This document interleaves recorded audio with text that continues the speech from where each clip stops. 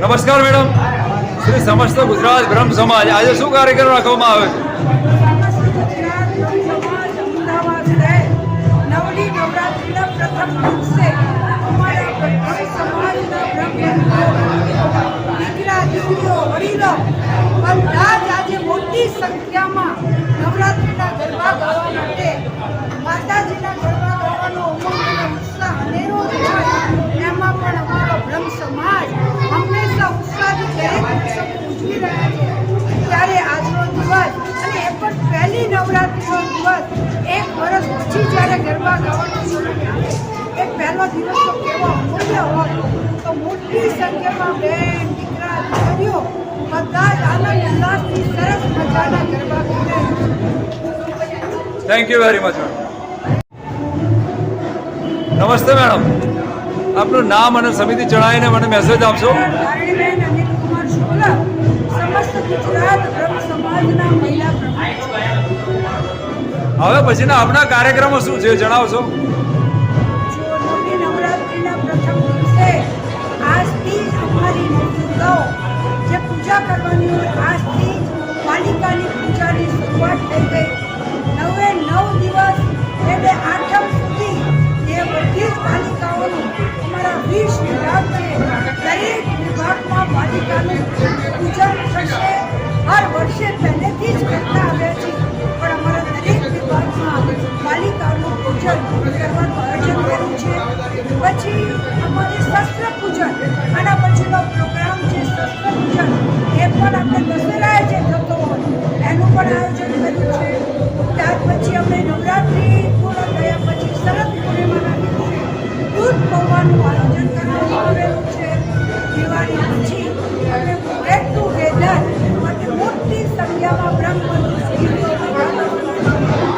અને હાલમાં અમારા સમસ્ત ગુજરાત બ્રહ્મ સમાજ અમદાવાદના પ્રમુખો, મંત્રીઓ, કારોબારીઓ બધા એકબીજાના વિભાગમાં જઈને એક સમાજ માટેના જે કાર્ય કરવાના છે એના માટે સંગઠન અમારું ખૂબ જ મોટું અને વિશાળ સંખ્યામાં છે.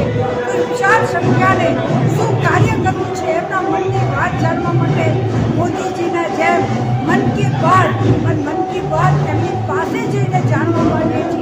તો દરેક પ્રમુખો, યુવા પ્રમુખ, મહિલા પ્રમુખ, ભાઈઓ બહેનો વડીલોના દિલની કઈ વાત જાણી સમાજની સમસ્યાઓ કઈ રીતે ઉકેલી શકાય, સમાજના લગતા પ્રશ્નો કઈ રીતે સોલ્વ કરી શકાય, બેન દીકરીઓ જે અન્ય કાસ્ટમાં જઈ રહી છે એના માટે આપણે શું કરી શકાય એવા અનેક પ્રોગ્રામો કરી રહ્યા છીએ. અને અત્યારના સમયમાં બહુ જ વિચારો એવા થઈ ગયા છે કે બહુ જલ્દી એક્સાઇટમેન્ટ ચાલી કે આજના યુવા પેઢીને એકતા ભેગા થવાનું અને સમાજ માટે શું કરવાની ભાવના કેળવવાની જરૂર છે. બહુ જ ચૂકામણ થઈ ગયા છે, એની બદલે શામણ થઈ અને સહન શક્તિ કેળવવાની જરૂર છે. એકતા જરૂર છે. મોબાઈલમાં મેસેજ આપવા કરતાં લોકો મળવાનું કંઈ અનેરો આનંદ છે. માટે અમદાવાદ શહેર અને એની સાથે સાથે સમસ્ત ગુજરાત રાજ્યના દરેક 4 ઝોનમાં મહિલા પ્રમુખ અને અમારા શૈલેષભાઈ ઠાકર જે નવા આવેલા પ્રમુખ સાથે ટીમ વર્ક સાથે જુદા જુદા જગ્યાએ જિલ્લાઓ, તાલુકા, શહેરીઓમાં ફરીને સમાજ ક્યાં છે અને સમાજને ક્યાં આગળ લઈ જવો છે, બ્રહ્મ સમાજ માટે આપણે શું કરવું છે એની વાતો કરીશું. અને સમાજ માટે આપણો નક્કી કરેલું છે એક સારામાં સારું અમારી બેન દીકરીઓ રહી શકે એવું ભવનનું આયોજન કરવા માંગીએ છીએ. મા ભગવતી અમારું આ કામ ચોક્કસ પૂરું કરશે એવી અમને આશા છે. ખાલી વાતો કરવાથી સમાજ ચાલતો નથી. સમાજ ત્યારે જ ચાલી શકે કંઈ કાર્ય કરવાના હોય, લોકોને ગેરમાર્ગે બ્રાહ્મણો ન કરી શકે. જે દોરી રહ્યા છે એને સમજવાની જરૂર છે. બ્રાહ્મણ બધા એક જ છે, બ્રાહ્મણ એક છે એટલે નેક છે. બ્રાહ્મણ જ એક હોઈ શકે અને નેક જ હોય એ જ બ્રાહ્મણ હોઈ શકે. એવા જ મારા સમગ્ર બ્રહ્મ સમાજ હર હર મહાદેવ, જય પરશુરામ, બોલ મારી માળી, જય જય અંબે, બોલ મારી માળી, જય જય. Thank you very much madam. નમસ્કાર સાહેબ, સમસ્ત ગુજરાત બ્રહ્મ સમાજનો આજે કાર્યક્રમ છે, આપ અહીંયા આવ્યા છો, શું મેસેજ આપવા માંગો છો?